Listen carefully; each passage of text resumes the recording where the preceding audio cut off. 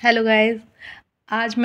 आज की वीडियो थोड़ी सी लंबी हो जाएगी क्योंकि मैं अपनी लाइफ के कुछ उतार चढ़ावों को शेयर करूंगी और अपनी जो मेरी ताकत रहे हैं उन गुरुओं के नाम बताऊंगी। तो इसीलिए प्लीज़ वीडियो को पूरा देखिएगा। तो देखो, ये बात हर किसी की लाइफ में अप्स एंड डाउन्स होते हैं, हर किसी की लाइफ में गुरु होते हैं, लेकिन मेरी खुशकिस्मती ये है कि मेरे गुरु जो रहे हैं, जिससे मैंने सीखा है, वो मेरे घर के ही रहे हैं।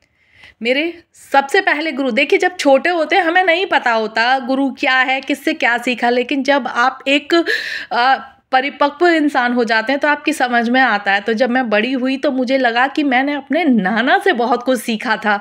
सच बोलना, वो मुझे जो कहानियाँ सुनाते थे, तो मैंने एक बार शेयर भी करी थी मर्द से मर्द घनेरे की। उन्होंने मतलब मुझे एक ऐसी कहानी सुनाई कि आप कितने भी आप में गुण हैं या आप अपने आप को ये समझें कि हम परफेक्ट हैं, दुनिया में आप बाहर निकलेंगे तो आपसे बड़े एक से एक धुरंधर बैठे हैं। तो कभी ये घमंड मत करिए कि आपके अंदर क्या है। तो वो चीज़ मैंने अपने नाना से सीखी। और दूसरे गुरु जो है मेरे पापा, जिनसे मैंने अपनी वकालत उन्हीं के अंदर सीखी। और वो जो है, देखिए, जब वो कहते हैं तो बुरा लगता था, लेकिन वो मुझसे कभी कभी ऐसा होता था, कोई केस ऐसा आ जाता था जो मुझसे अगर वो डिस्कस करते थे या मुझे ऐसे करके बहुत बोल देते थे, तुमने वकालत कर ली, तुम वकालत नहीं कर पाओगी। तो जब वो ऐसा बोलते थे तो मुझे लगता था कि मेरे को पापा को दिखाना है कि मैं कुछ करके दिखाऊंगी। फिर मैं क्या करती थी कि जो चीज़ मुझे इतनी सी पढ़नी होती थी, उसको मैं पापा के लिए मैं घर पे आके उसको इतनी डीप स्टडी कर डालती थी और फिर घर दूसरे दिन जाके बताती थी, देखिए पापा, इसमें ये है, ये है, ये है। उस टाइम तो ये लगता था कि पापा हमें ऐसे कह रहे हैं तो हम पापा को दिखा दें कि पापा देखिए हम भी कर सकते हैं। लेकिन आज इसी चीज़ को मैं गुरु की तरह अगर बताऊं तो आज उन्हीं की बदौलत है, जो उन्होंने मुझे इतना जो वो मुझे मोटिवेट करना नहीं कहेंगे, वो मुझे मतलब चैलेंज करते थे कि तुम नहीं कर पाओगे, और मैं उसको चैलेंज की तरह लेती थी और फिर सीख के जाती थी। तो आज उन्हीं की बदौलत है कि मैं अपनी प्रैक्टिस को उनके बाद उनका नाम आगे बढ़ा पा रही हूँ। क्योंकि अगर वो मुझसे ऐसे नहीं बोलते तो मैं और ज़्यादा डीप स्टडी नहीं करती। देखिए, गुरु को कभी कभी सख्त भी होना पड़ता है। तो पापा अगर मेरे साथ हमेशा पोलाइटली कहते कि तुम जो कर रहे हो वो अच्छा है, तो शायद नहीं सीख पाती। लेकिन जितना भी मैंने सीखा है उसका सारा क्रेडिट मेरे पापा को जाता है। सॉरी। और मैं ये कोशिश करूँगी कि एक लड़की होने के नाते किसी भी पेरेंट्स को ये शर्मिंदगी ना हो कि बेटी है, मैं उनका नाम इस दुनिया में रोशन करना चाहती हूँ।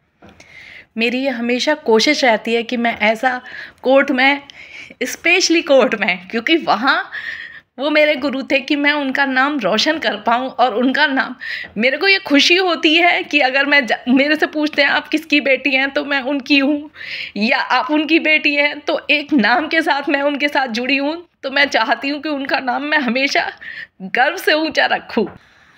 सॉरी। अब आते हैं कि लाइफ में संघर्ष किससे सीखा। तो वो सीखा मैंने अपनी माँ से। मेरी माँ दो बहनें थीं। मामा नहीं थे। नाना की जॉब भी अच्छी थी, मतलब एक वेल परिवार से वो रखती थी, बहुत अच्छी उनकी। आप समझ सकते हैं कि उस टाइम में लड़कियां होना और उनको पढ़ाना। नाना ने मेरे मम्मी और मौसी को इतना पढ़ाया। मेरी मौसी जो थी वो प्रिंसिपल थी एक मथुरा में, और मेरी मम्मी भी गवर्नमेंट जॉब में।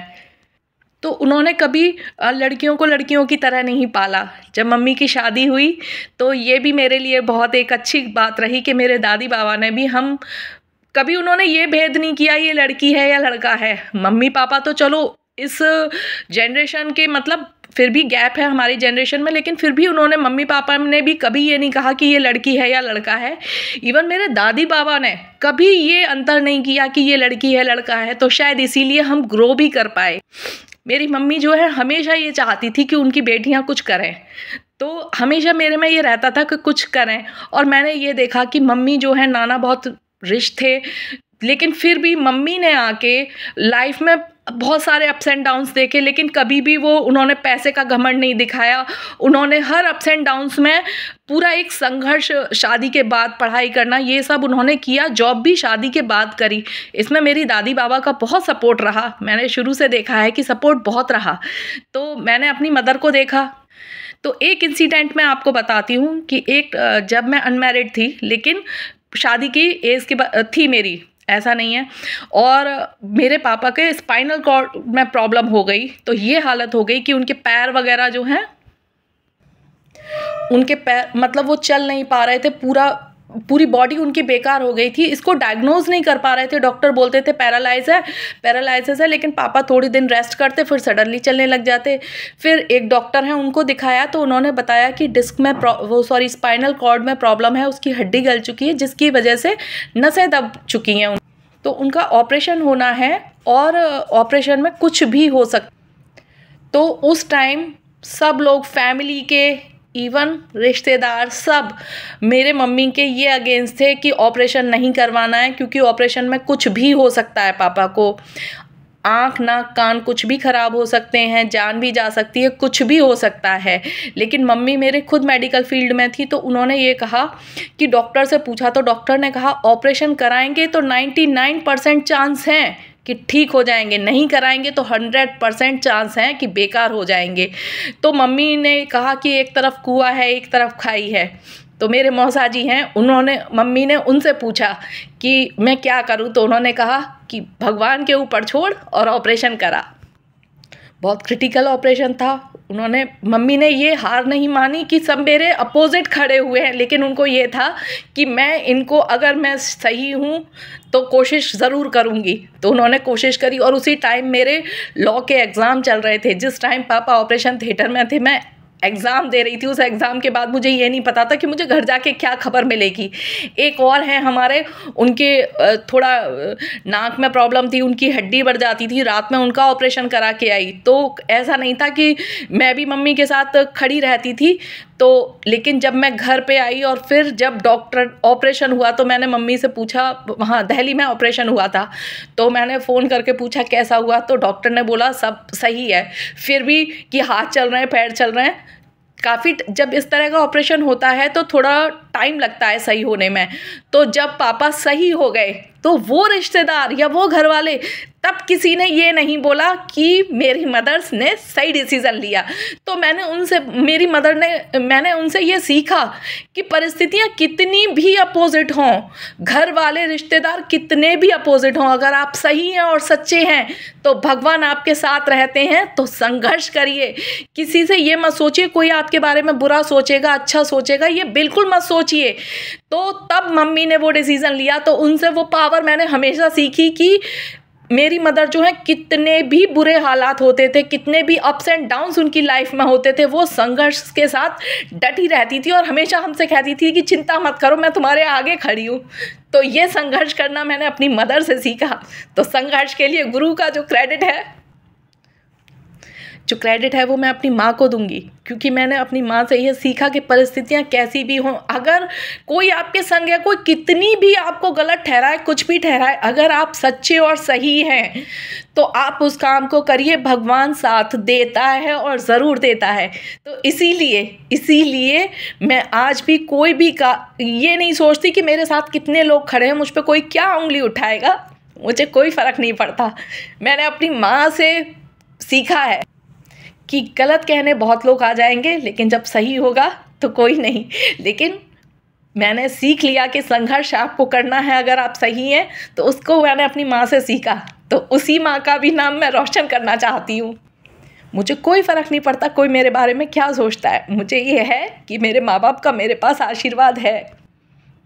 मैं अपनी लाइफ में ऐसा काम ज़रूर करना चाहती हूँ कि वो जहाँ भी हो उन्हें ये गर्व हो कि मैं उनकी बेटी हूँ।